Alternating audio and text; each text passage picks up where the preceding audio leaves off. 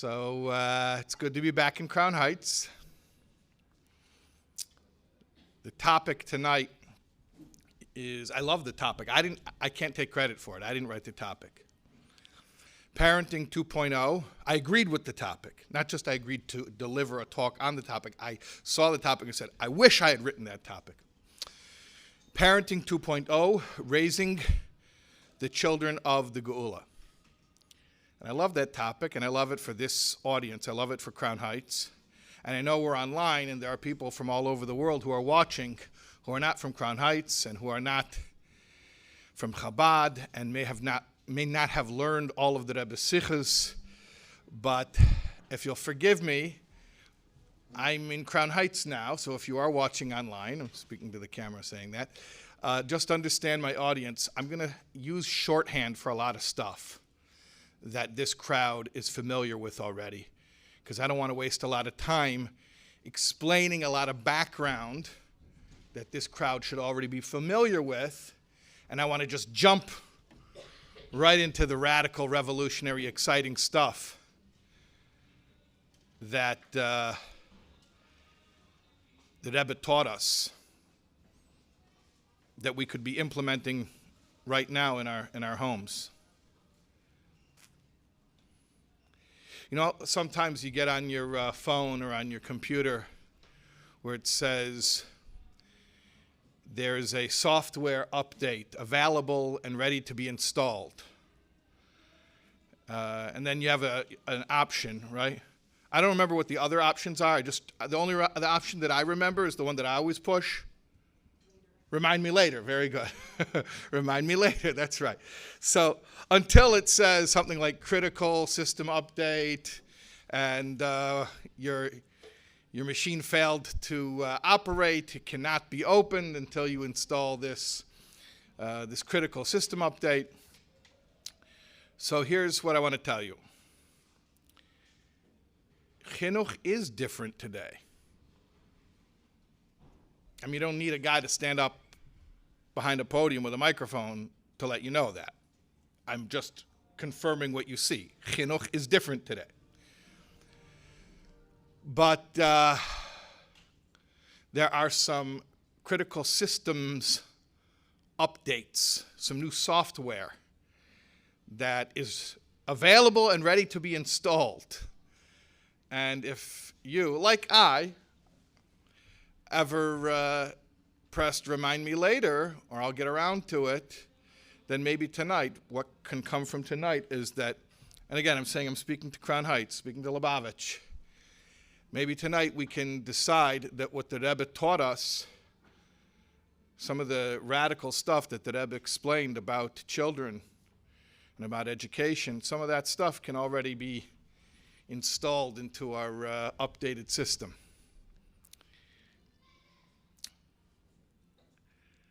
So there was a Yerushalmi who used to go collect money in the United States. He used to come to New York, and he had a balabas, a business owner who had an office in Manhattan. So this Yerushalmi used to come to this office in Manhattan. He would see the American Jew, and he would fundraise for an orphanage in Yerushalayim. And this American Jew, the guy with the corner office in the fancy building in Manhattan, he felt very proud that he was involved in supporting an orphanage in Yerushalayim. And every month he would write a check, and he would put the check in the mail. He would proudly send his check to the address of the orphanage in Yerushalayim. He did this for years.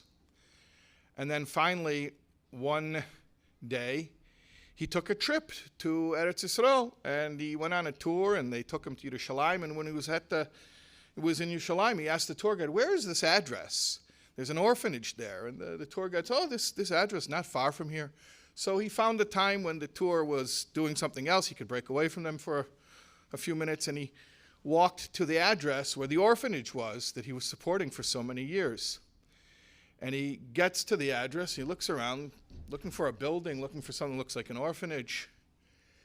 And It's an apartment in a building. And he looks at the address. He knows this address. He's written it hundreds of times. Every month he sends a check there to that address. And he doesn't see an orphanage. He sees an apartment.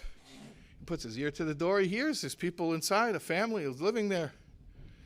And he realizes this is this guy's house. This is where this Yerushalmi lives. So he knocks on the door, and who answers the door? It's this Yerushalmi, this guy who he saw in his office, who would come to him every year and update him about the progress of the orphanage, about the children. And the American Jew says, well, what are you doing? I finally show up, and I see, this is not an orphanage. This is your house. You live here with your family. Have I been supporting an orphanage? Now I'm sending money to you. This is for you. So Yerushalmi says to the American Jew, he says, look around. You see, there are kids here? He says, yeah, I see. There's kids here. These are your kids. This is your family. He says, okay. So can I ask you a question? He says, go ahead, ask me a question. He says, what does it hurt you if these orphans have parents?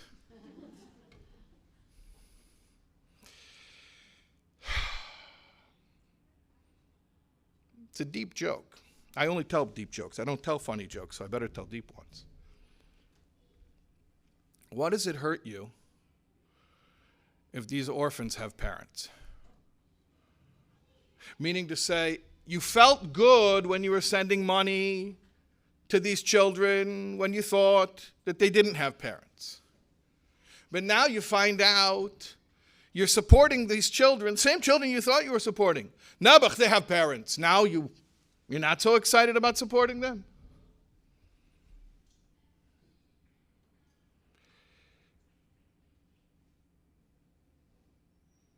Sometimes when the old way is so clearly not working with a particular child, we give up and we say, I have no choice. What can I do? There's nothing left to do. He's not responding to the old methods. Trust me, I tried. And we admit defeat and we say, all right, Nebuch, what can I do? There's nothing left to do. Just love him. Because there's such a crisis, and I don't know how to respond to the crisis. I have no tools left. What can I do? I have nothing left. All I can do is love him. Why do we have to wait until that point where out of desperation we say the old methods don't work and we're ready just to love and to accept our children as they are? What's wrong if these children are orphans who have parents? What's wrong if these OTD kids didn't fry out yet? What's wrong if these kids in crisis are still emotionally, socially, mentally, spiritually healthy? We're not ready to come to their aid if they haven't hit rock bottom yet?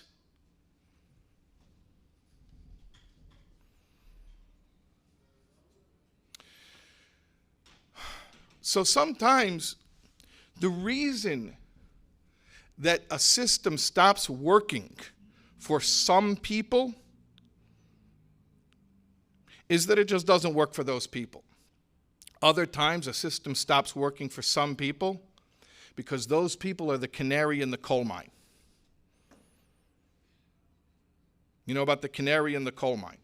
In the old days when they used to open up a new area in a mine, so it's very dangerous, they could release gas. There's gas in the coal mine which is poisonous, it's fatal. The problem is that it's tasteless, it's odorless, it's colorless. You can't smell it, you can't taste it, you can't see it. So how are you supposed to know that you're breathing this poisonous gas? So the miners used to bring down into the mine a canary, a real canary, an actual canary. And the canary likes to tweet, tweet, tweet, and he makes noises all day. But then all of a sudden, if the miners would realize, uh-oh, what happened? The canary's not tweeting anymore. The canary got real quiet. Uh-oh, Canary's sleeping on the bottom of his cage.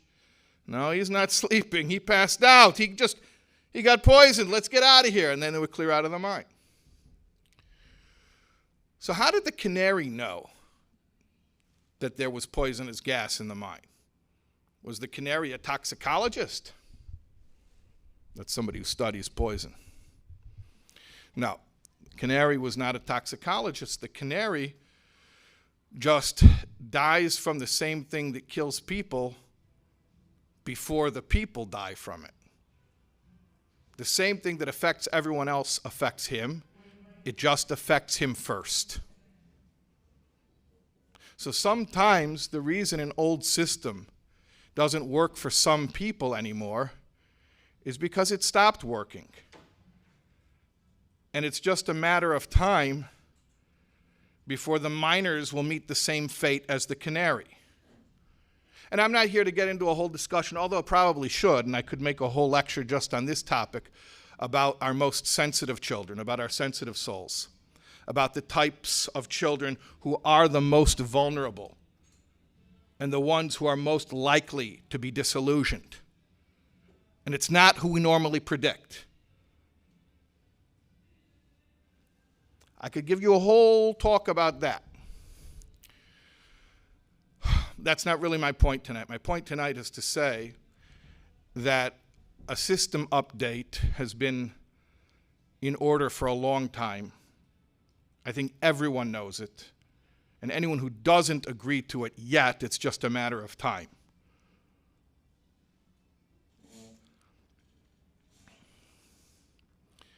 What I want to tell you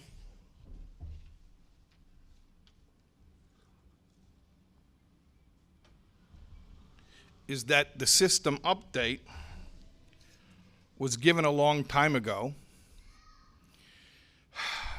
Crown Heitzers, inside baseball. Not even the sichas of Nun Aleph, Nun Beis.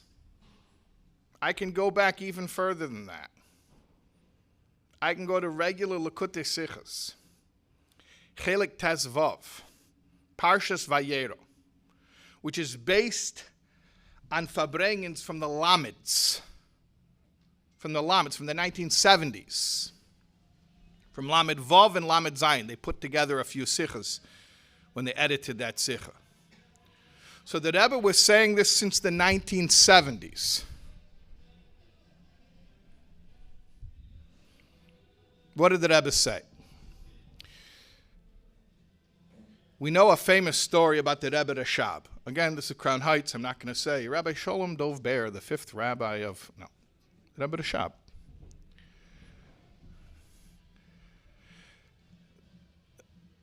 The Rebbe Rashab was 4 or 5 years old, and it was the week of his birthday, actually. His birthday is Chof Cheshvan, and that's usually the week of Parshas Vayera, and apparently they were learning the weekly Parsha in school.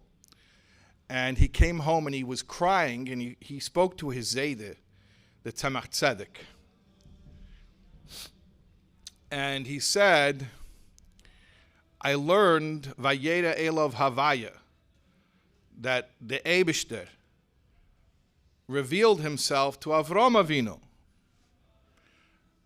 And I want to know, why doesn't the Eibishter reveal himself to me? Beautiful story.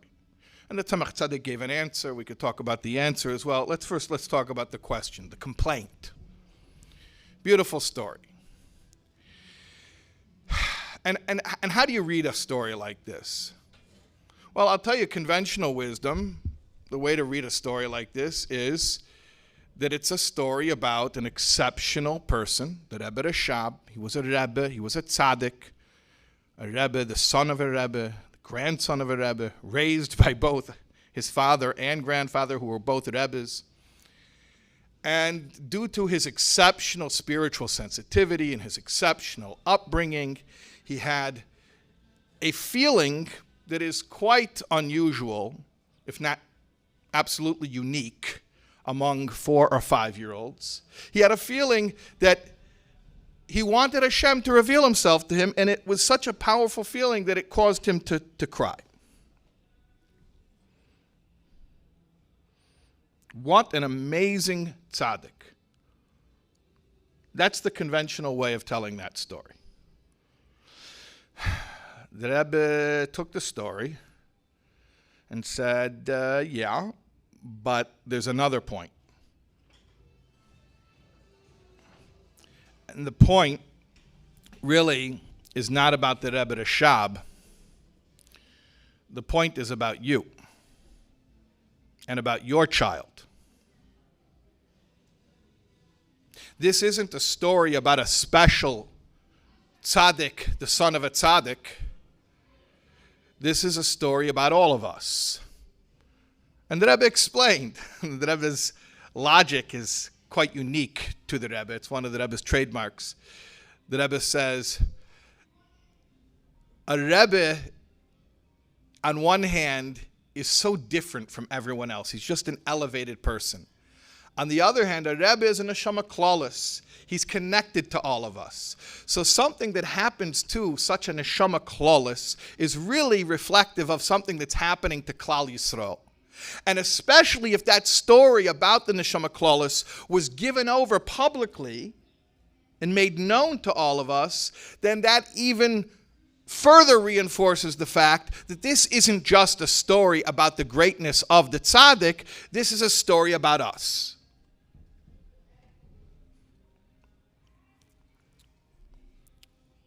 So the Rebbe proceeds to explain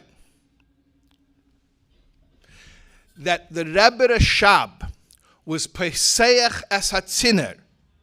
He opened up a new conduit, a new pipeline, that from that time on, every child, even a 4 or 5 year old child, can have a genuine spiritual thirst that is so powerful that it can even move them to tears.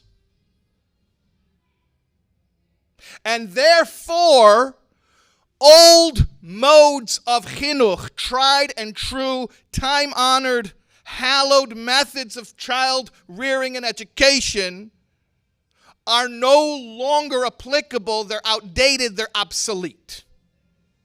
There are critical system software updates.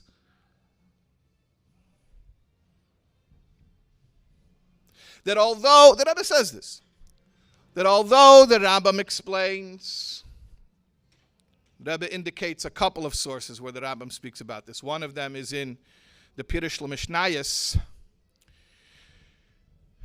in the portion of Sanhedrin known as Chelek, Kol Yisrael Yesh Lem Chelek Leilam Haba, which is one of the 12 psukim, I'm sure you know.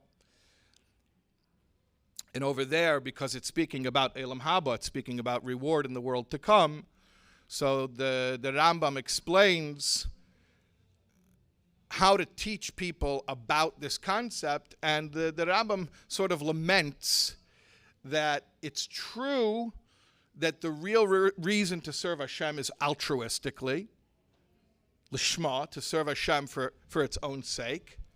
However, people aren't really on that level, and so it's a necessary evil that we speak to them about payoff, and especially, he says, children.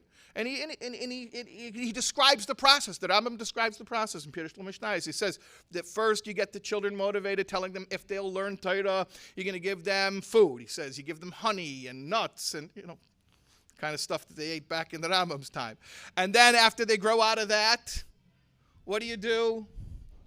You give them, he says, shoes. You promise them shoes and clothing.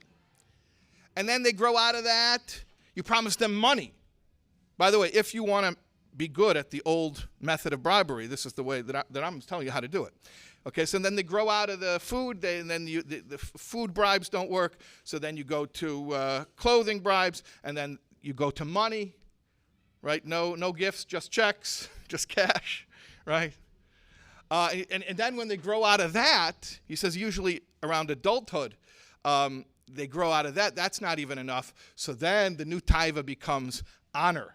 You tell them, learn Torah so that you'll be called rabbi, and you'll be respected, and they'll give you a microphone, and you get to talk. People will listen. It'll feel good. So that becomes the new bribe. And he describes very clearly how to do it. Also the Rambam, in another place, which we just learned recently in Mishnah Torah. We just started over the Mishnah Torah Lag B'Omer. And I encourage everyone, again, Crown Heights, that learning Rambam every day is an incredible lifeline, and learning Sefer HaMitzvahs at the very least. But I also want to encourage, I don't think there's any indication, and in fact there's indications to the contrary, that women actually can and should learn more than Sefer HaMitzvahs. 1 perek, even 3 prakim. If that's something you'd like to talk about further, we can talk about it, but definitely that's something that should be encouraged. And let me put it this way. If any woman in Crown Heights meets another woman at a chasana, and she says to her friend that she learns Gimel Prakim, what kind of a reaction is she going to get? Right? Interesting, right? So I would call it success of tonight, that at least in Crown Heights, if a woman tells another woman she's learning Gimel Prakim, it should be, that's cool, I wish I did that. That's not yet the reaction, but I would like to be part of making that become the reaction. And you guys, don't look at me funny. You know exactly what I'm saying. I'm 100% accurate, okay? All right. And those who are in the Parsha that I'm in for your kids, if you heard that a girl for your son was learning Gimel Prakim, right? Gimel Prakim, right? That should be like, wow, we got to look more into her. Gimel Prakim. Okay, so you guys know exactly what don't pretend not to understand me. I know my orphans joke wasn't funny, but this is funny because it's true. It's definitely true. It's it's biting social commentary, which you don't hear a lot of in these parts. At any rate.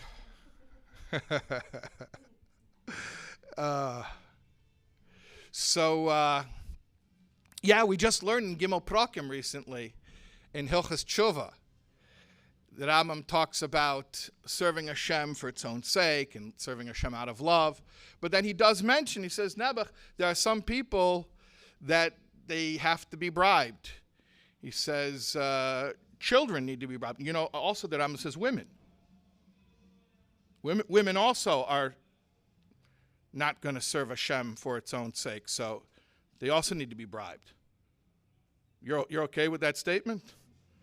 You're okay with the bribe, just not with the implication. Okay, not with the implication. With the bribe, you'll take the bribe. I would have done it anyway, but thanks for the bribe. Okay. So, but the Rebbe says that clearly this isn't the case today. So maybe it was the case once upon a time. I'll ask you the woman part because there's a room full of women. Do you feel that that's true about you?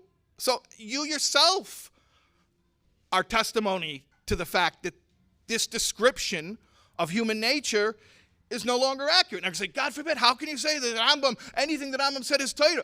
Okay, hold on a second. Let's talk about that. That's a fair reaction. That's a valid reaction. In fact, I would be frightened if you didn't say that. If you didn't, hold on a second, what are you saying? That the Rambam is obsolete, chas v'shalom? You're right. As good, God-fearing Jews who revere the Chachomim, that is absolutely the reaction you should have. So I'm going to tell you what it says. The Rambam was right, he is right, he will always be right when speaking about certain conditions. However, sometimes conditions change. And there is such a concept, the Rebbe speaks about this, as nishtanu hativim, and those are the words that the Rebbe uses, nishtanu hativim, that nature has changed. And this isn't something that the Lubavitcher Rebbe invented, the concept of nishtanu hativim, that human nature can change. The Rebbe actually goes to great lengths to cite precedent in Hadlocka. The Rebbe cites the Ramah in Even HaEzer, when the Ramah speaks about certain premature births that Chazal tell us are not viable. And it has a bearing on halacha. And the Ramah says, but we see today, he says, we see for ourselves that that's not the case, so how do you explain it? He says, nishtanu ativim. human nature changed. Or the Rebbe cites the Magen Avram in Orech Chaim when it speaks about certain dietary restrictions that are based on danger, that are based on sakana. And he says, you see that it's not a sakana, it's not dangerous anymore. Okay, nishtanu ativim.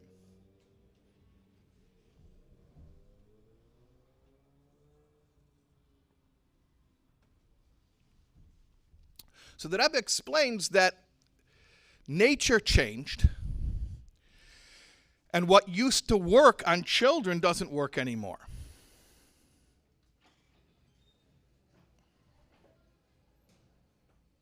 What used to work on children doesn't work anymore. Ever since the Rebbe Rashab opened up the pipeline. And when did that happen? I mean, the Rebbe Rashab was born Tafresh Chaf Aleph. So 1860, well, it was Chaf Cheshvan, so it was still the last months of 1860. So he would have been 4 or 5 around 1864, 1865. And the Rebbe said it wasn't just that it happened to the Rebbe Rashab, but it was that the story was then publicized by the Rebbe Rashab's son, by the Frierdiker Rebbe. So the Frierdiker Rebbe his Nesias was until Yud Shvat, till 1950. So let's just say like this, roughly, somewhere between 1864 and 1950, something changed. Now I want to say something to you. Anyone who has so much as taken a junior high school, or basic history class, American history class, or even world history, or really the history of any country on this earth, if you would ask them, were there great changes between 1864 and 1950? Not only there were great changes, but probably the greatest changes and the most rapid change that ever took place in history took place during that time. You're talking about humanity going from basically the same technology that they had for millennia to having jets that could fly across the world in hours and computers that could connect people on different sides of the earth instantaneously. All that happened in a matter of decades. And it keeps happening. It's continuing. It's not stopping. It's not slowing down. It's only speeding up. So think about it like this.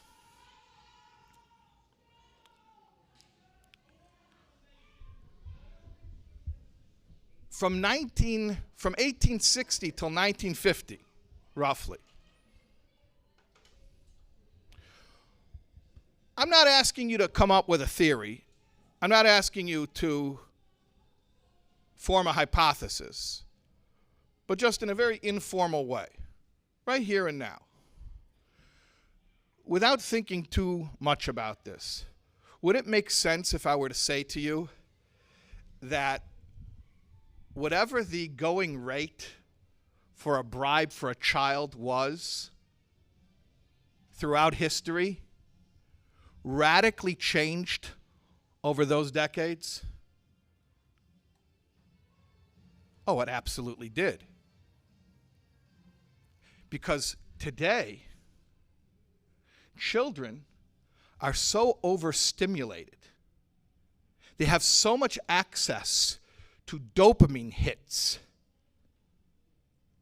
that it's almost impossible to get their attention. So we're using outmoded, obsolete tools, trying to compete for their attention and gratification.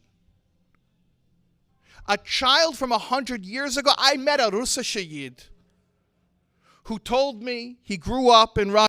He was a kid in the 30s, and that his greatest birthday he remembers, is that his father saved for a year to buy him the most impressive birthday present, an orange.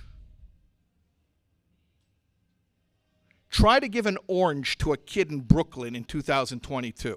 Forget about for his birthday. He says, can I have a snack? Here's an orange. When do you have to speak about an orange? I think there's some oranges in the fridge, right? Because you wanted to be healthy, so you bought oranges and you put them in that drawer in the fridge that never gets opened. Then you throw them all out when they get the white fuzz on them in a month. So that you're throwing out white fuzz, 20 oranges of white fuzz that 70, 80 years ago, that made some child's life. That was his warmest, most beautiful childhood memory, the orange. So don't tell me that the world hasn't changed radically, and that which stimulates and gratifies children, even on the most basic level, don't tell me it hasn't changed. It's changed. And then you factor into it technology. Forget about social media. I'm not even talking about becoming addicted to the likes and the hearts and the thumbs ups and the FOMO, the fear of missing out, and that you have to constantly refresh. Even leave that out. Just the little gadgets. No internet, just the little gadgets. And you push a little button, poing, a little star makes a little poing, a little fairy dust noise. Imagine a child from the 1860s. You put him in a room with one of those.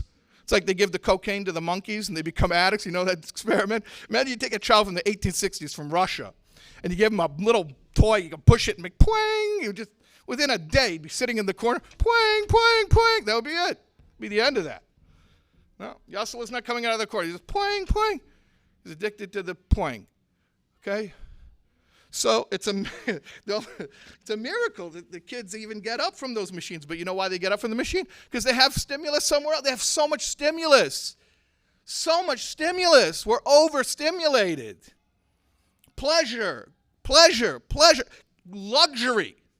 Constant luxury. An orange isn't an orange anymore. A cake isn't a cake.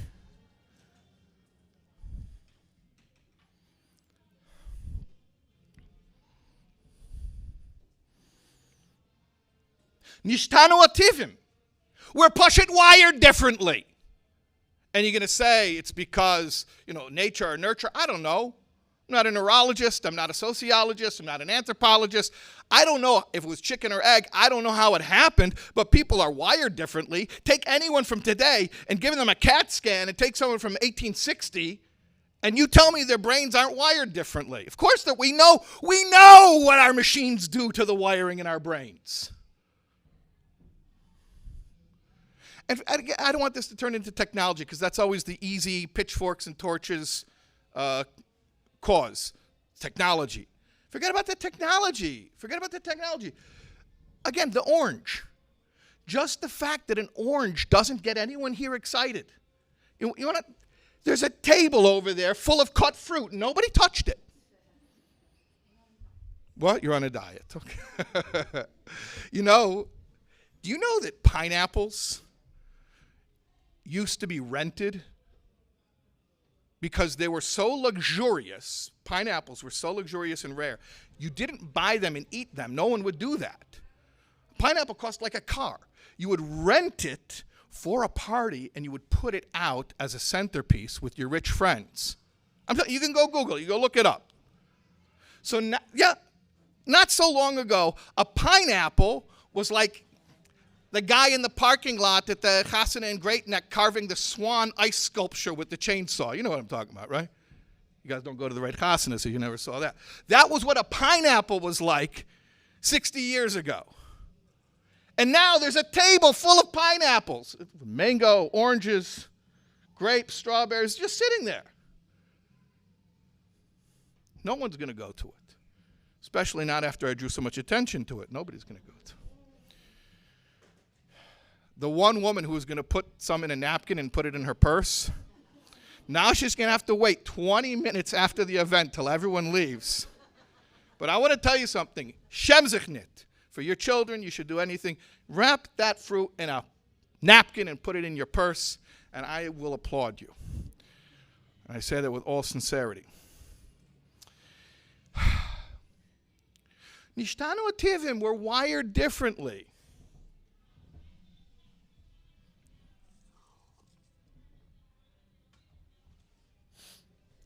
So you think about trying to bribe a kid today, the reward and punishment stuff. I don't make enough. I don't have enough wealth to bribe a child of 2022. What could I do that would be the equivalent of an orange for millennia? I would have to rent a hot air balloon and put a pony on the hot air balloon and fly over Giant Stadium with a 10,000 piece marching band that would spell out the kid's name. And he would be like, cool. You want to say a pasuk? Lost interest. Okay. You had that. You had a window. You had the 10th of a second. You had that window.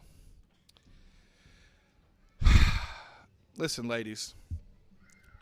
When Mashiach comes, one of the things that's going to happen is that ma'adonim, delicacies, the Rambam says this, the end of Mishnah Torah, Hilchos Malachim, that when Mashiach comes, ma'adonim, delicacies, are going to be mitzuyim ka'afar. They're going to be as plentiful as dust. So actually we're living in pre-Messianic times.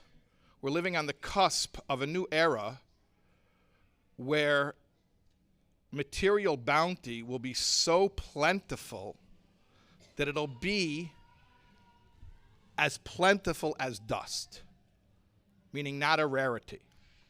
And as the Rebbe pointed out, that description that Rambam uses is very apt. It's not just quantitatively, it's qualitatively.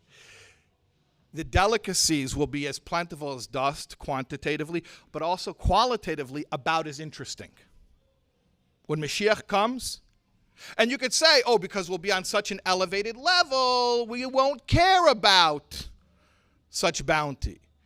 And I'll tell you, yeah, maybe that too, but also it'll just be so plentiful, it'll be boring.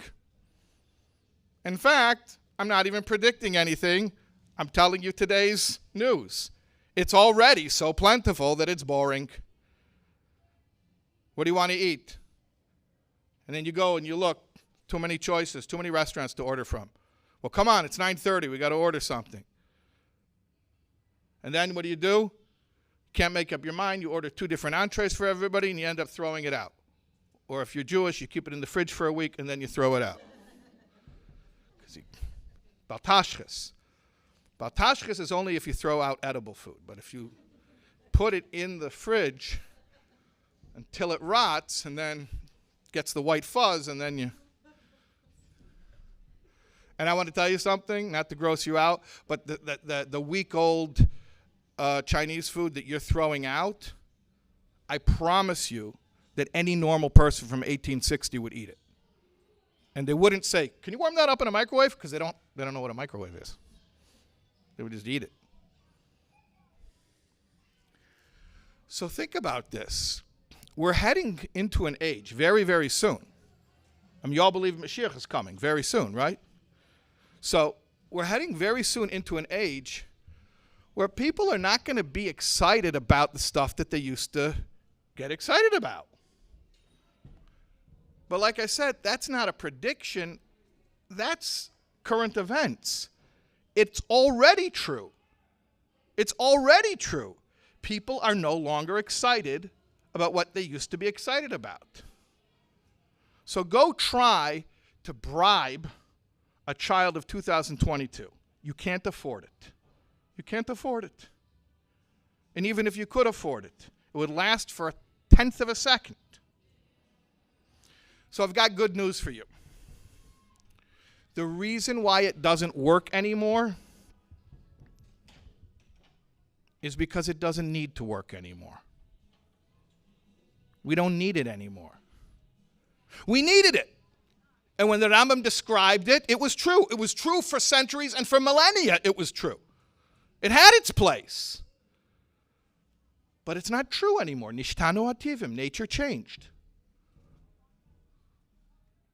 So now there's something else that motivates children. What motivates children today? Ever since the Rebbe Rashab wept to be able to see Hashem reveal himself to him? What works today is a child's sincere spiritual longing. You don't want to acknowledge it. You don't want to recognize it. Okay. So again, I'm speaking here in Crown Heights. You may choose to differ from the Lubavitcher Rebbe. And hey, on YouTube, if you have a different Messiah, I have no tainas on you. But I'm speaking here Crown Heights. Lubavitcher Rebbe said children don't need it anymore. And you keep using a system that doesn't work, and then you get frustrated that it's not working, and then you question maybe there's something wrong with the kid. There was a critical system update that was offered back in the 1970s, 50 years ago. Children are different, chinuch is different, the whole world is different.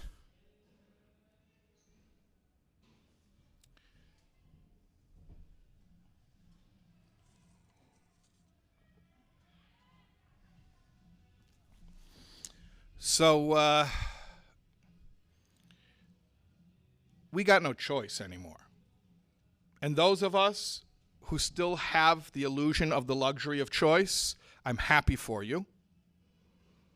I'm happy for you. I'm not saying that sarcastically. I'm happy for you that using outmoded, obsolete methods has not bitten you yet. I'm genuinely happy for you because one of the reasons I'm here tonight and speaking about this is because I'm praying that people who are not in crisis, people who are successful right now in parenting, will hear this and decide to apply it. Because, to be quite honest, the people who are in crisis are ready to try anything.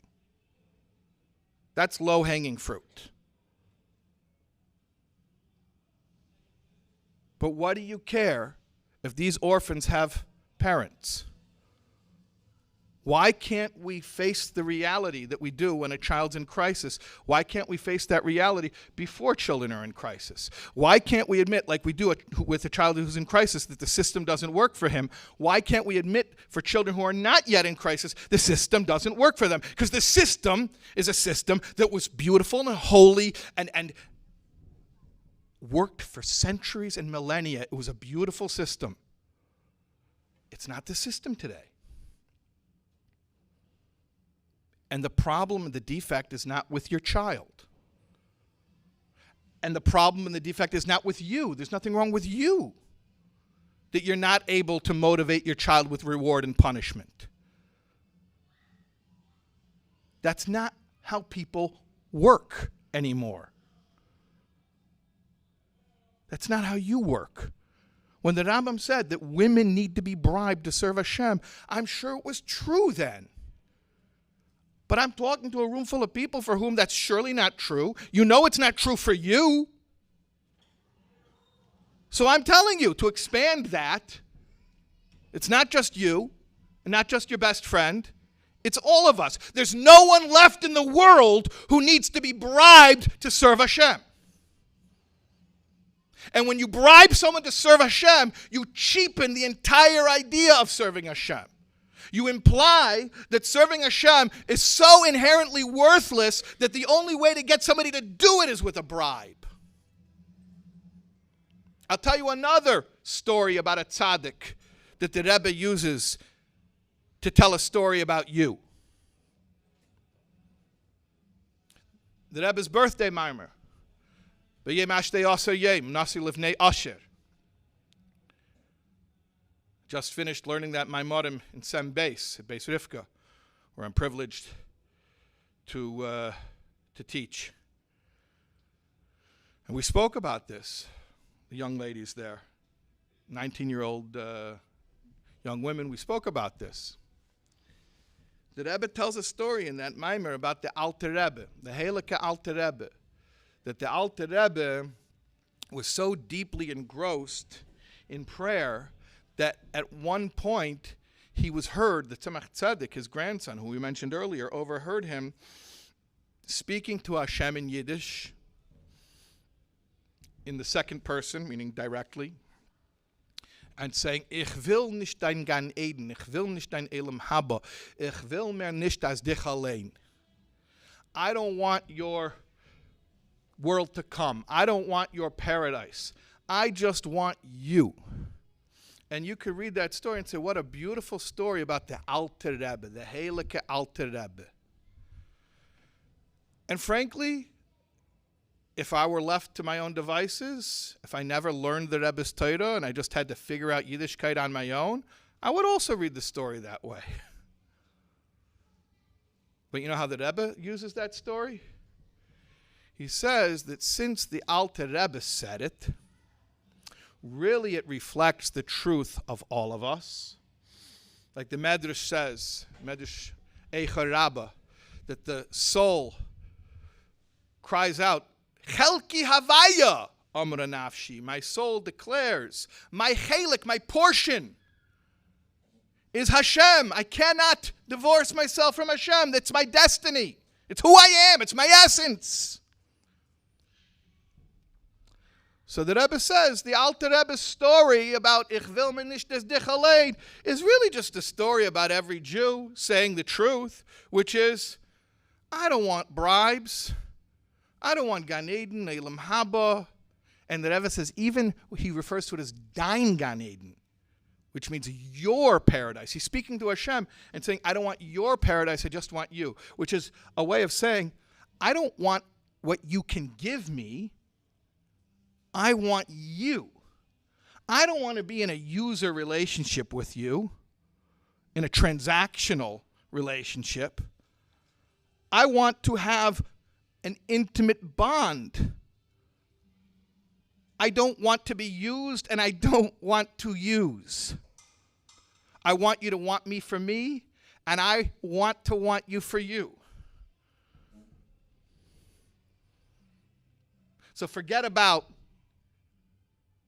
oranges being a bribe, or shoes, or cars, or money, or covet. The Rebbe says, then even Gan Eden and Elam Haba are a bribe. The Rebbe says even more radical than that, which is that bidakis shebidakis, on a subtle level, if you really, really want to zoom in close, getting excited about what Hashem can do for you instead of being excited for Hashem himself, in a subtle way, is idolatry. Because what's idolatry? The idol worship says, hey, I want to figure out how I'm going to get the best payoff the soonest. So I'm going to do whatever works for me. If Hashem works for me, great. If the Getchka works for me, great. He's a total user. That's what an Eved Avodah Zarah is. He's a user. So the fact, and the Yid says, no, I don't want what Hashem can do for me. I want Hashem. And if you'll tell the Yid, what if you'll suffer for it? He says, I don't care. So even being motivated by spiritual reward is beneath us today. It's beneath us today. It's not Chas v'Shalom saying there's no spiritual reward or no spiritual punishment. There is a Gan Eden. There is a Gehenna. These are real things. It's just not terribly motivating to someone who wants Hashem for Hashem's sake. Now you're going to tell me that's not true.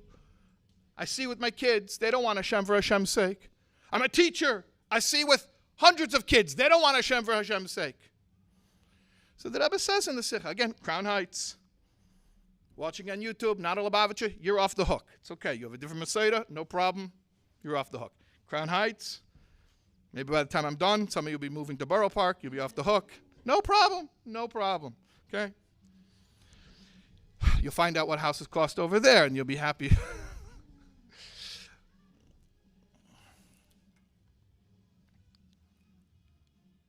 It doesn't work today. It doesn't motivate people today.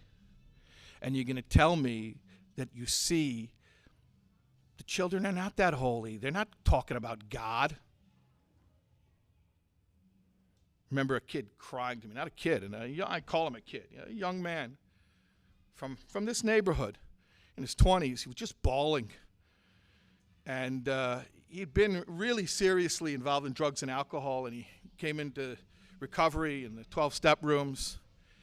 And it saved his life, and he was sober for a few months already. When I remember talking to him, he was sober for a few months. Life was good. When he hit bottom, he tried to kill himself. I mean, his life was terrible. This is 3 months after he got sober. Life was good. And he turns to me, starts bawling. I'm like, thinking to myself, why is he crying now? Like, life's good now. And he says to me, and this is l'tayelis, I'm saying this for a benefit. But if you don't listen to me, then it's not for a benefit, and it's stam lashon hara. He's weeping to me and saying, why did I have to go to a meeting in a church basement? And yes, ask your paisik, it's mutter. Not where they daven, where they pray, but the basement, the social hall. He says, why did I have to go to a church basement and sit with people who I don't relate to, not from my culture, not from my background, not my age, to finally hear somebody speak sincerely about God? What was I doing all day, every day in yeshiva? And I didn't hear someone speak sincerely about God until I went to those meetings. He was bawling.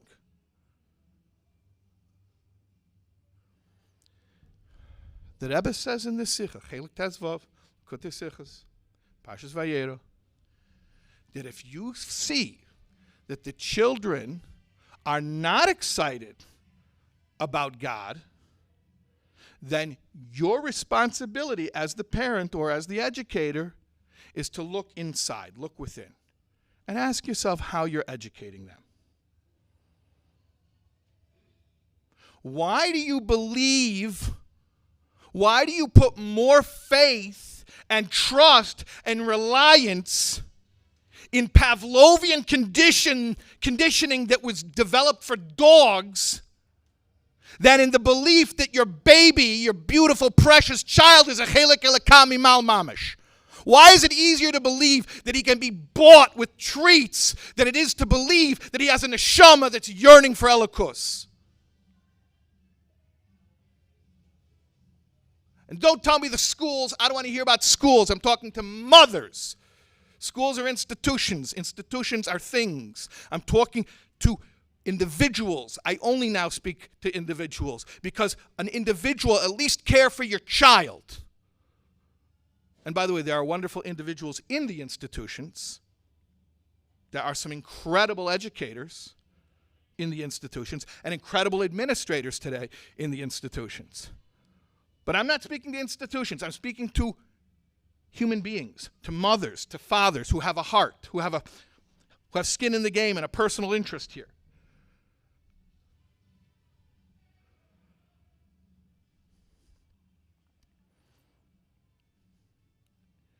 Your child does want God just for its own sake. I wouldn't attempt to give this talk in many of the wonderful, beautiful communities that I have been privileged and honored to be allowed to speak in. Many wonderful Jewish Orthodox communities where they have trusted me to be respectful and to come and speak there. And I think one of the reasons that they do trust me is I wouldn't roll into Lakewood and say the Lubavitcher Rebbe says in Likutei Sichos that it's enough with the bribes. You know why? Because it's disrespectful. Forget about to each his own and everyone has their own approach. You have to learn so much before that sentence even sounds normal. Like, why would you purposely, it's like lifnei iver, why would you purposely say a soundbite that cannot possibly be understood without 100 hours, 1,000 hours of context? But this is Crown Heights, and I guess it's YouTube, but I think everyone else turned it off already. So I'm going to go look at the analytics, by the way, after we're done. It shows you when people drop off. Like right after the orphanage joke, it's going to be like, that's it. Everyone left, no problem, okay? This is Crown Heights. The Rebbe says that your child sincerely wants Hashem. So here's the I don't know, funny part. Funny, yeah, maybe funny. If you did this in 1970 or 76, when the Rebbe first spoke about it, let's say you were at the Fabrengen and you heard the Rebbe speak about this in 1976, and you believed the Rebbe and you cut out the bribes and you just started believing that your child is a neshama that wants Hashem, then I would say, wow, you are a chassid. That is really chassidish that you did that. But if you do it today, you're just being a realist. You're just admitting that the old tools don't work anymore, and it's not our kids' faults, and it's not our fault.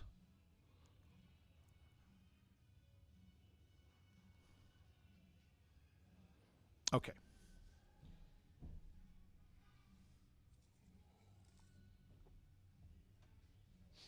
So now I want to talk to you about something that may seem a little bit different, but I wouldn't be giving you a complete thought if I didn't deal with it.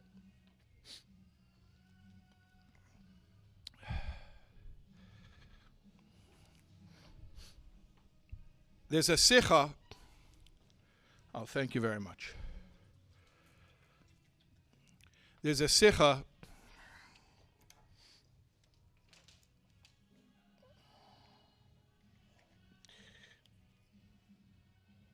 Parshas Balaischa, this week's Parsha, Tavshin Nun Aleph. It's the last Balaischa Sikha. And the Rebbe there is speaking about Balaisches Haneros, lighting the candles. And we know that metaphorically, Aaron lighting the candles also represents education.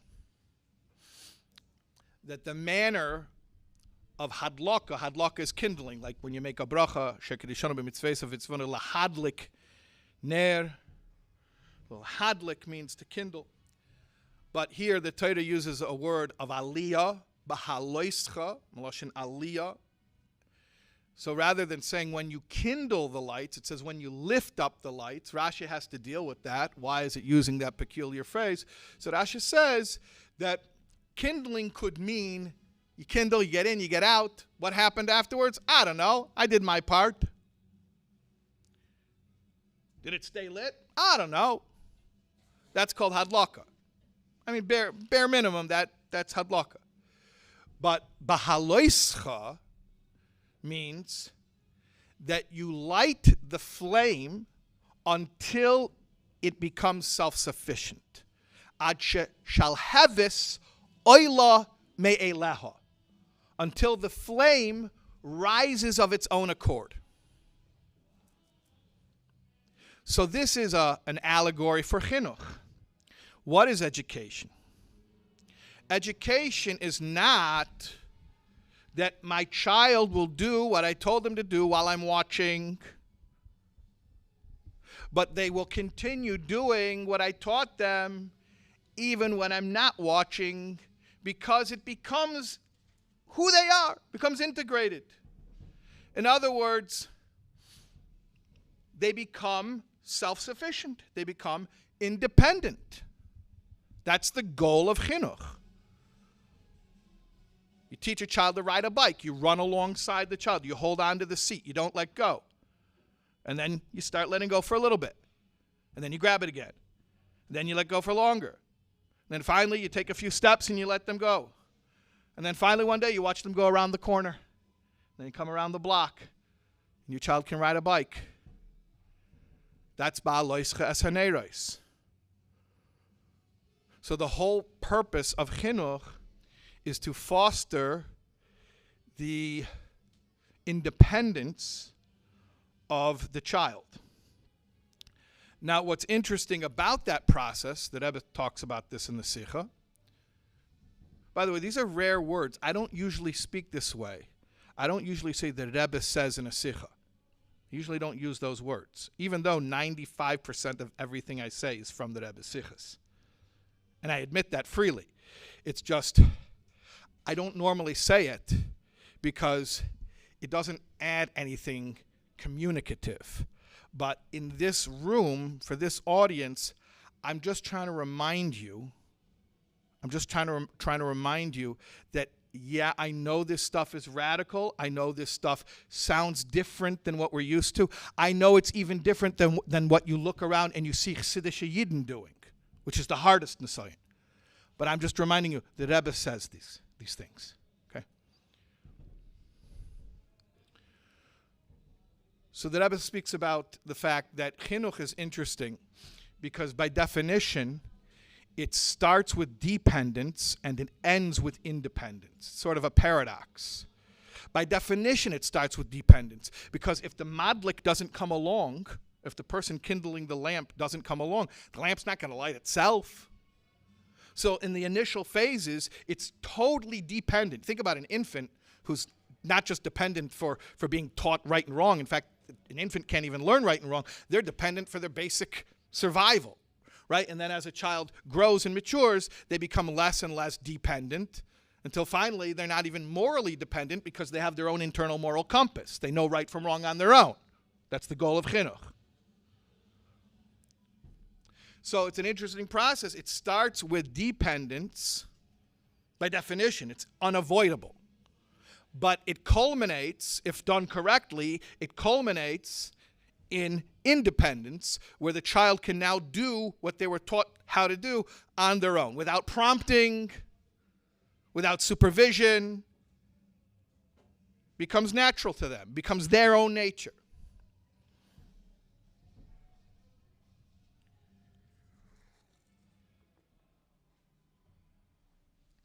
So, there's something funny in Parshas Ba'aleischa. There's, according to some opinions, an entire sefer unto itself of Chumash contained in Parshas Ba'aleischa. The pasuk Vayhi bin Sayah ha'aron, which we say when we open up the Aron Kodesh in Shul. You know, it has the nuns.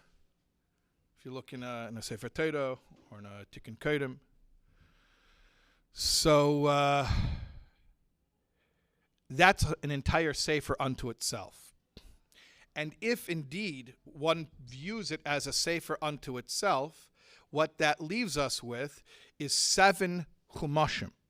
I know that's an oxymoron because chumash means chumash, it means 5. It's like, what's it called, the Fifth Third Bank? Is that bank out of Cleveland, Fifth Third Bank? Yeah, no one here from Cleveland. Fifth Third Bank, no one knows that? You guys looking at me like I'm crazy. Okay, Apple Bank. It has nothing to do with what I'm talking about, but I just wanted some recognition. Okay, Apple Bank.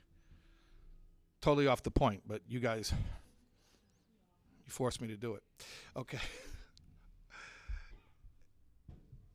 There are 7 chumashim. Because, well, let's count it. You have Bereshis, that's normal. Sefer Bereshis. You have Sefer Shmos, that's normal. Sefer Vayikra, that's normal. But then what happens is Bamidbar is a sefer up until Vayhi ben Sayah. Then Vayhi ben Sayah itself is its own sefer. Then the rest of Bamidbar, until the end of the sefer, is another sefer. And then Dvarim is a sefer. So how many you end up with is 7. You end up with 7 Sfarim. So it's interesting. There are 2 different perspectives. They're both valid perspectives. Elu ve'elu divrei Elokim chayim. There's a valid perspective that Torah has 5 books, and there's a valid perspective that Torah has 7 books. What's the difference between a 5-book Torah and a 7-book Torah? A 5-book Torah corresponds to Chesed, Gvura, Tiferes, Netzach, Heid. That's it. That's 5.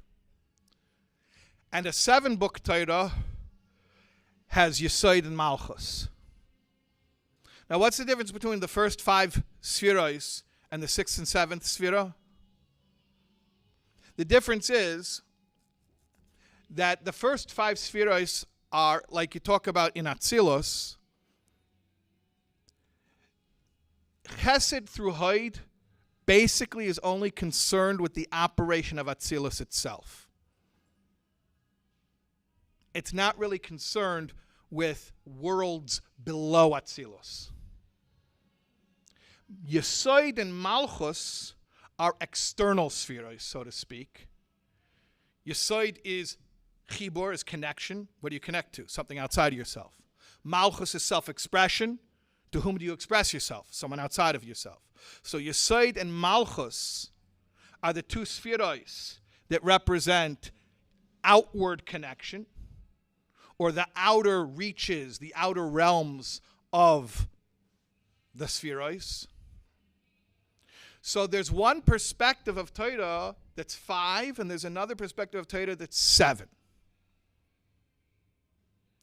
The perspective of Torah that's 5 is that Torah is holy, Torah is abstract, Torah is pure, it's separate from the world, it's aloof from the world, just like Chesed through Hod operate on their own level in Atzilus, and they're not concerned with lower worlds. And that's a valid perspective of Torah. You can say, Torah is Kedusha. What, you want it to be relevant? You want it to be applicable? No, it's holy. It's way too holy to be relevant. And I'm saying it tongue in cheek because we see how that perspective is such a failure, but it is a valid perspective, and it's a necessary perspective. And one has to preserve that idea that there's something called Kedusha Torah. And sometimes you sit down and you learn a Gemara, and it doesn't matter if this sugya is ever going to apply to your life. You learn it for the Kedusha of it. You learn it to, like my friend with the Rishis Cold Seltzer says, to check out of life. You guys have to know what that reference is, right? No? Okay. You have teenage kids, ask them to WhatsApp it to you. So, sometimes you just want to check out of life with an Arvei Psachim and a Rabbeinu David, and that's the 5-faceted Torah. Torah, it's just Chesed through Hod, it's just higher than the world. But then there's another perspective of Torah. A perspective of Torah that's Chesed all the way down to Yesod and Malchus, and it does deal with the outer reaches.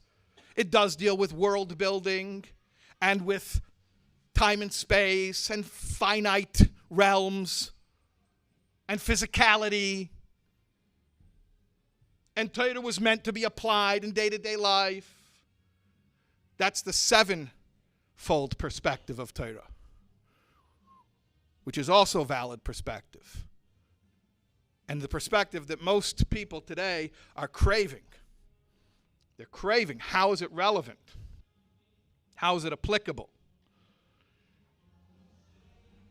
You know the story about the guy, farmer, who's out in his field, and he looks up, he sees a guy in a hot air balloon about 100 meters above his head. He looks up, and the guy in the hot air balloon shouts down to him, and he says to the farmer, he says, "I'm lost. Can you help me?" So the guy in the guy in the field says, "Yeah, how do you want me to help you?" He says, "I'm lost. I don't know where I am. Can you tell me where I am?" So the farmer looks up and tells the guy in the hot air balloon, he says, "You're in a hot air balloon." So the guy's like, "Shakayach, right? Yeah, I know I'm in a hot air balloon. Could you get more specific, like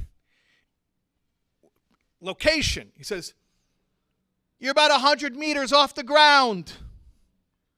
He's like, "Yeah, I know that. I'm trying to figure out my location, like what am I near? How many miles from a landmark? I'm trying." He says, "Can I ask you a question?" The guy in the hot air balloon says to the farmer. The farmer's like, "Yeah." He says, "Are you a rabbi?" The farmer says, "Well, yeah, I mean, I'm a farmer also, but this farmer was a rabbi also. He was a rabbi farmer." He says, "Yeah, I am a rabbi. How did you know?" And the guy in the hot air balloon says, "Because from the moment I met you, you answered all my questions, and everything you told me was 100% true, but totally irrelevant."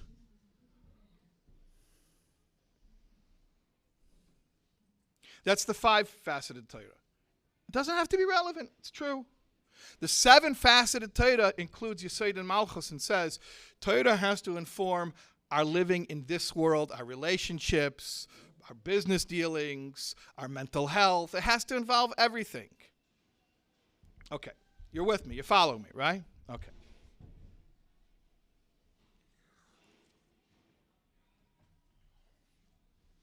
So here's the deal. This seven-faceted Torah that occurs when you break up Vayhi ben Sayah Ha'aron into its own sefer.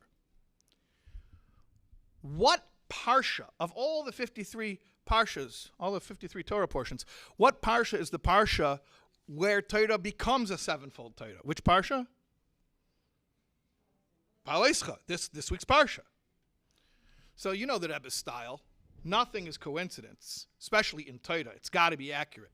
There's got to be a reason why Torah becomes a sevenfold Torah in Parshas Ba'aleischa. The Rebbe says, yeah, no-brainer. It's an easy one to answer. You know why? Ba'aleischa has neres. How many neres? 7 neres, 7 candles. Okay. Oh, but that's cute. That's like a gematria, you know. So eat another piece of kugel, right? It's not cute. It's very, very, very deep. What are the 7 candles? I told you before. You forgot, but I'll remind you. Lighting the 7 candles is an allegory for chinuch. Lighting the 7 candles means that the student becomes self-sufficient. Ad sheshel heves oila me'eleha. Until the flame is able to stand up on its own. And it no longer needs anyone to light it. It's going. That's what 7 is. In order to light all 7 candles, you have to engage all 7 facets of the human being. Because these 7 spheroids, they also exist within us. Like it speaks about in Perek Gimel of Tanya, that the Eser Koiches HaNefesh are a mirror image of the Eser Spheres L'mayla. Which means that if you want me to take Torah and make it my own, to master it and to install it as my own internal moral compass, and I no longer need someone watching over me and prodding and prompting, if you want me to become a flame that stands up on its own right, then you're going to have to engage all of me. Not just the first 5 facets that have to do with abstraction, but even the 6th and the 7th facets, which have to do with my experience of life in the real world, in the physical world, with my emotions and my personality and my body, my physical experiences. You have to engage me on that level. And in fact, the Rebbe says even lower than that, because Yesod and Malchus in Atzilus are external but holy. Yesod and Malchus in lower Olamais, actually from that is Nishtalshul Klippa. And that a person could, God forbid, have a relationship with Klippa. But through having, God forbid, a relationship with Klippa, he can come back in a new way, which is called Teshuvah. And b'makim shabali tshuva eimdim afilu tzadikim gemurim einim yechilim lamed bay. So really, what is he saying here? That for Torah to become integrated, and that's the word I'm using, integrated, so that the student really owns it, the educator has to engage every aspect of the student, not just information. Our children are not brains in a jar. From the way they spend 90% of their day, you would think there's a bunch of brains in jars sitting in chairs and a brain in a jar on a table, and there's a data dump. What do you do with what's the iPhone thing where you want to, what's the thing called? What? AirDrop, right. AirDrop. A bunch of brains in jars airdropping information to each other. That's a 5-fold Torah. But that's not a Torah that a child will internalize and keep on their own. That's a flame. You have to keep relighting it, keep relighting it, keep relighting it, keep relighting it. It's exhausting. And finally you say, I quit. You're too much trouble. I guess there's something wrong with your wick. If you don't engage every level of a child, that means not only the intellect. And how do we reward children? How do we tell them that they're good? Chiefly based on their ability to retain and regurgitate information.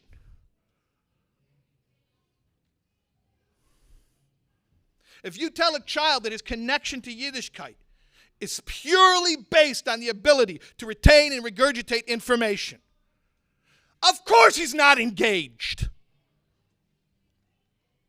And of course, he doesn't become a candle that can burn on his own. So the minute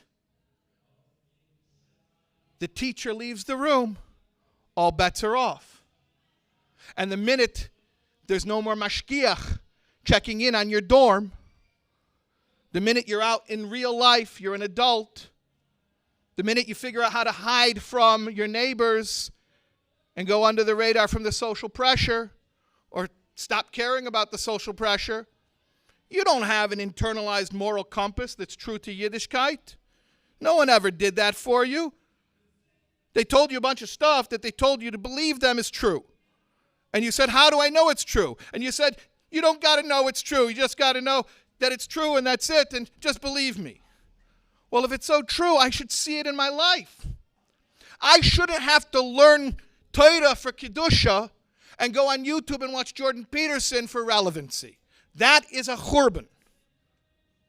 And that any frumma yid who ever learned in yeshiva should have to go watch a YouTube pundit to be inspired is a churban. Now, I don't blame him for doing it because he was uninspired. He wanted meaning somewhere. But are you okay with this being the status quo?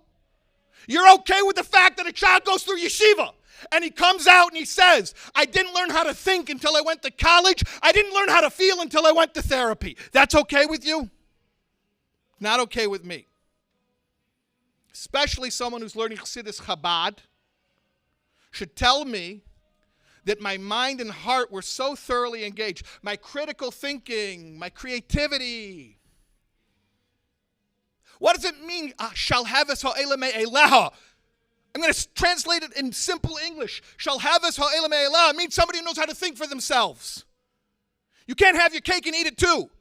You can't use social pressure to make people afraid to think for themselves and then wonder why they're dropping like flies. The only way to keep people in the fold today is to teach them to think for themselves. What are you afraid of? That they'll form a personal relationship with Hashem? Like the kid at the AA meeting? You're afraid they'll find it there instead of yeshiva? Give it to him in your home. Give it to him in the yeshiva. That's where he should have gotten it. So we have to engage children on every level. And that means not just brains in jars doing the airdrop, but emotions. How did that make you feel? How did that make you feel? You learned a Chiddush in a Maimer from the Rebbe. The Rebbe said a Chiddush. How did it make you feel? So unless a kid is really bright and has a geschmack in learning because he's cerebral, so he might say, I liked it, I enjoyed it. But he's not even responding to the toichen of the teaching. He's just enjoying the fact that he was able to chap. So he has a little bit of an emotional reaction. But I don't understand why even the least cerebral kid in the class shouldn't be asked, how did that make you feel? And I'm sorry, if you're the teacher, if the least cerebral kid in your class doesn't have an emotional reaction to the Rebbe's Chiddush, you got to slow down. You're teaching too fast. Who are you trying to impress? But it goes even beyond that, because it's not just intellect, not just emotion. We have lower faculties. It has to become physical. We have to feel it in our bodies. It has to be sensorial. Thank God we have a living Torah. Torah is not for brains in jars. Torah is for brains in bodies, in the meat suit, the physical body. That's why we have to go on more field trips, to do more experiences. You can't just tell somebody about chesed. You take a kid with you. Mommy's going to bring soup to this mommy who just gave birth. You have experiences like that, holding the hot soup on Friday afternoon and carrying it. And you have to be careful. You have to use the mitts so you don't get burned. And you're trying to balance it. That's education. Physical, sensorial experiences. Baruch Hashem, Yiddishkeit is so full of that stuff. It's full of that stuff. The Rebbe spoke about, remember I came up here a couple hours ago and I was talking about the decor? I was talking about it's important to create a physical space. Yeah, you know those props that we put in the kids' room, the Cheder Tivus Hashem, the Chumash, the Tilim, the Tanya, the Pushka. The Rebbe says that that's to create a physical experience. That's in order to concretize the abstract. That Yiddishkeit shouldn't just be ideas or theory, but that the child should be able to see and touch and to physically, it has to be kinesthetic. It has to be, you're in a space, in time and space. You're in this room, and there are objects in the room. And that grounds you. That grounds you. And if you don't have that grounding, you don't have those objects, then what's Yiddishkeit? It's in space, and you fly out into space, or you say, you get terrified, and you say, I can't go for this ride, and then you look for other things to ground you. And if you're just looking for grounding, you're looking for things that will stimulate the body, things that will soothe the nervous system. There are a lot of cheap, easy thrills that will do that for you. If, God forbid, you don't have authentic, holy ways of expressing kol atzmoisai teimarno. All of my bones will declare Hashem's praise. It has to be tactile and kinesthetic and physical and sensorial, and that's why we shuckle when we daven, and that's why we daven with a coil, with a voice, so that it's physical, it's sensorial. But a child who's sensorially deprived will go out and look for sensorial stimulus. Oh, who'd have thunk? Who'd have thunk? So, Ba'alei Haneres means there are 7 facets. You got to deal with all of them. Even Yesod, even Malchus, and it goes lower than that. It goes lower than that because I told you, Yesod and Malchus actually with Ribuy Shtalshlis lends itself to a Nesinas Makim for Klippa. And what does that mean?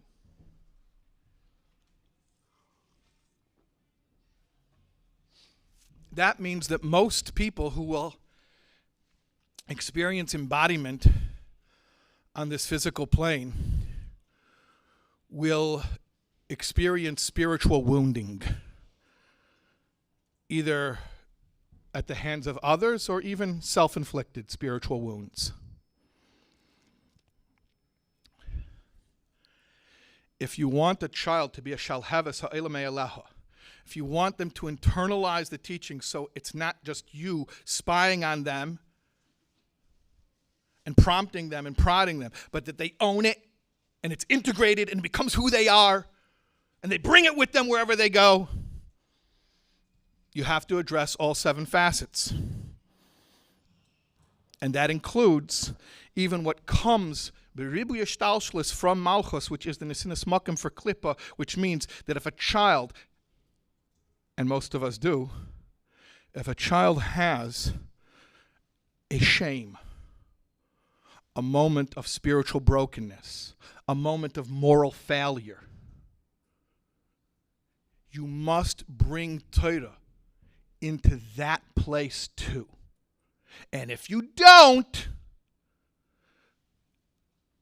be shocked that it's not viable.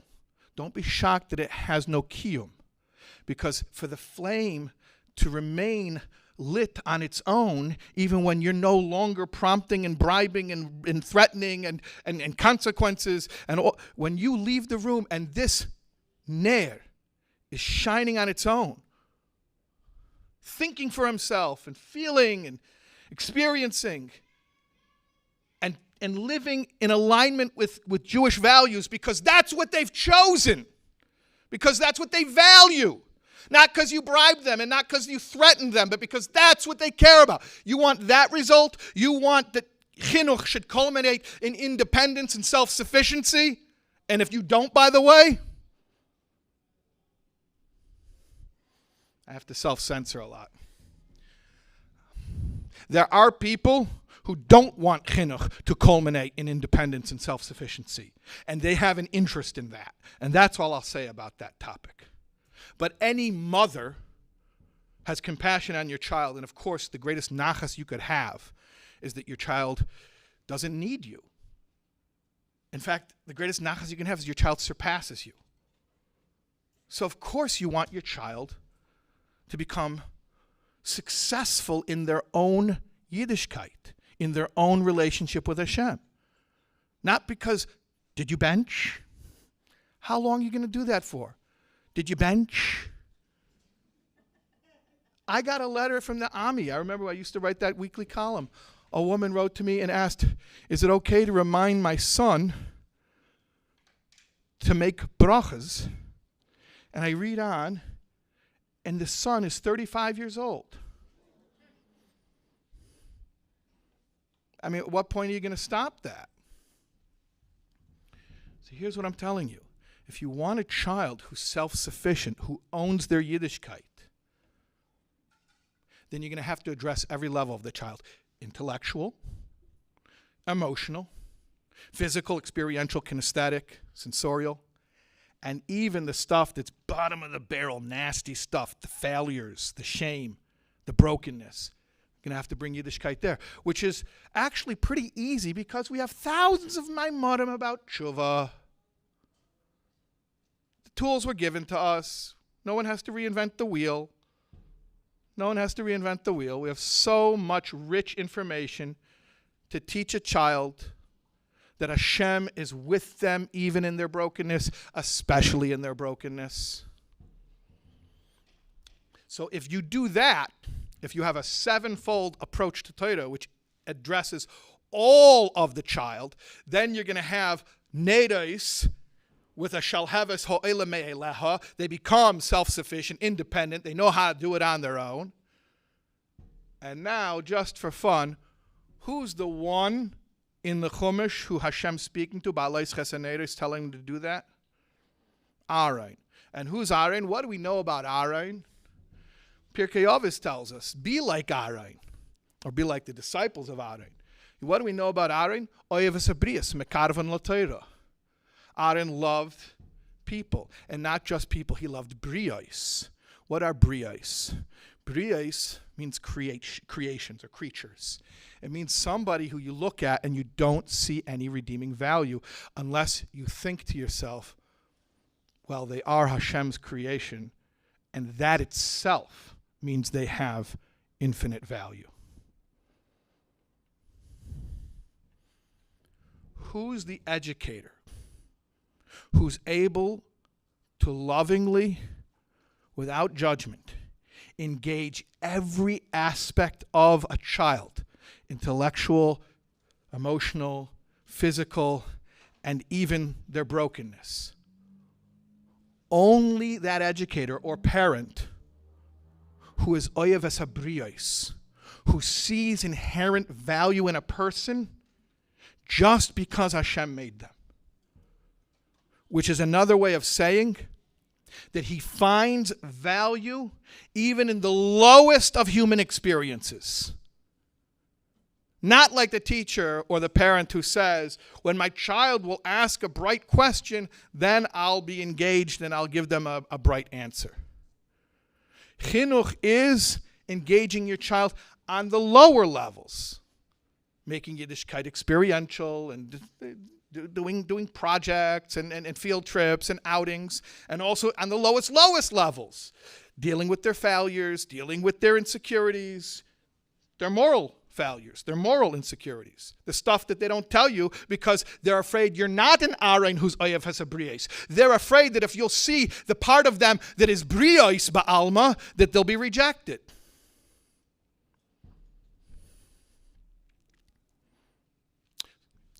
So, why did I tell you these two things?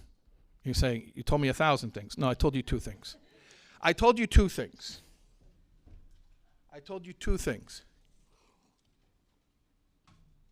The first thing I told you is that reward and punishment don't work anymore. We're in a new age, a new paradigm. They're not motivators anymore. Children want God. That was the first thing I told you. Remember that? Second thing I told you is the goal of education is to foster independence, self-sufficiency, that the child should go out and live in accordance with values and morals and ideals without being prompted or prodded or bribed or threatened, that they've totally internalized the moral compass on their own, and that the way to do that is to engage every aspect of them, to validate every aspect of them. So take those two ideas and put them together. If I can't even bribe or threaten my kid anymore, what's going to work? What's going to work? I'll tell you what's going to work. Connection. Real connection. Know your child. Know your child. You know, Levi Yitzchak Berditchever said, I learned Avas Yisrael from two drunks. He said he was at a tavern. In the old days, a lot of Jews owned taverns. It wasn't like today, like a bar of today. It wasn't like he was... I told this story once to a group. This one Israeli guy, he's like, he went into a club? I said, yeah, he needed change for the meter. So... In the old days, the krechma, you know, it was where people would buy drinks, but it was also an inn. It was a place to feed the horses. So Levi Yitzchak Berditchever was in the krechma, he was in the inn, and there was the two drunk non-Jews, two Ivans, and they were drunk. And you know, some people get fighting drunk, some people are loving drunk. So they were loving drunk, and one of them was saying to the other, I love you, man, or in Russian, however you say it, I love you, man. And the other one was like, no, you don't love me. He's like, yeah, I love you. No, you don't love me. Yeah, I love you. No, you don't love me. And Levi Yitzchak Berditchever was watching this whole thing. And finally, the second guy says to the first guy, you don't love me. If you loved me, then you would know what hurts me.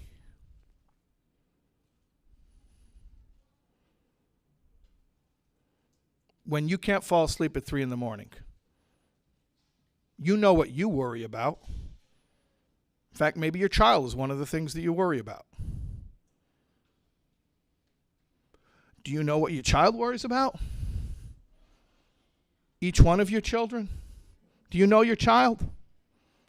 When your child is up at 3 a.m,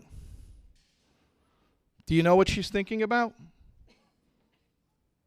What are her insecurities? What are her worries? And go and think about each one of your children.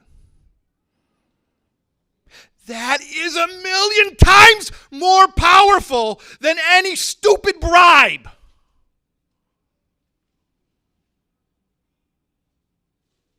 Connection. Knowing your child. Knowing them, validating them, accepting them.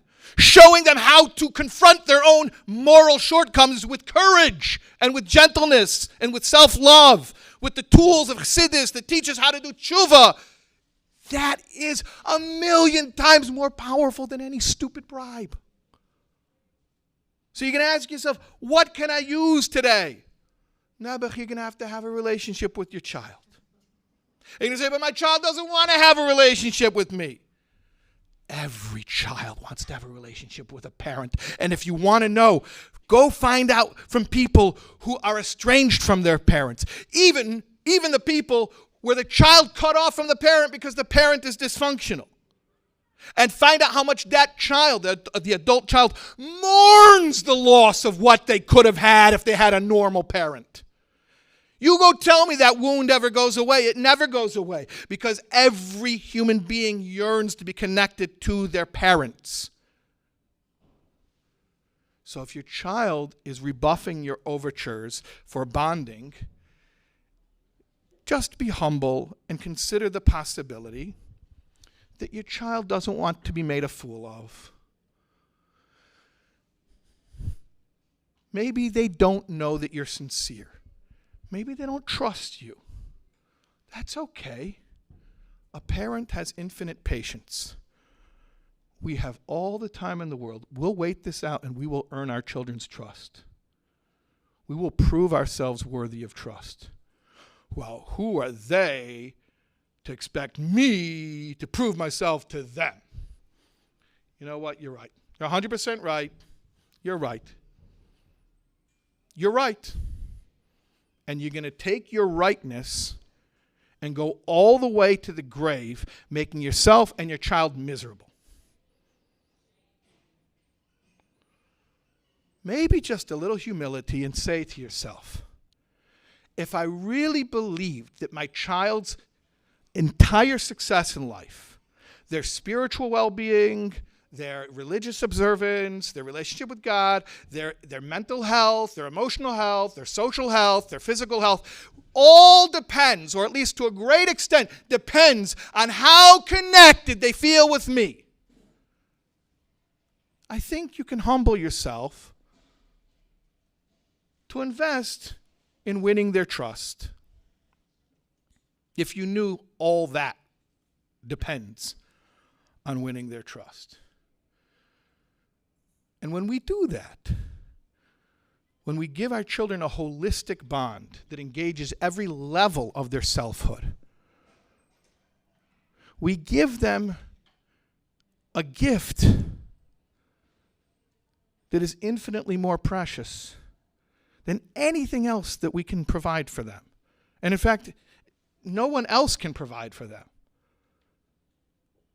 There are great educators, there are great therapists and mashpiyim and all types of helping people who will step up and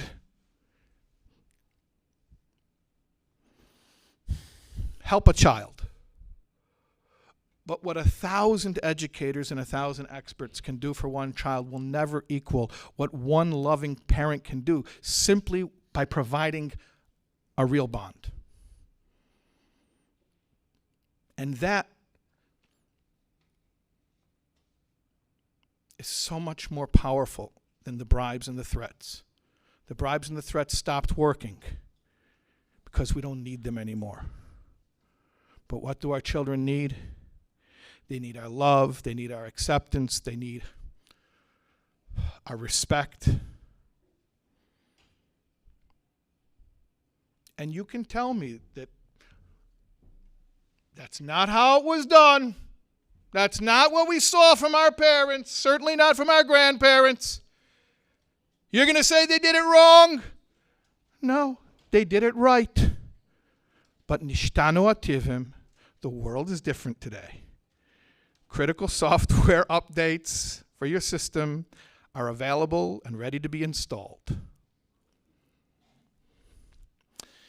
Okay, everyone should have lots and lots and lots of nachas from their children, and their children should have lots of nachas from them.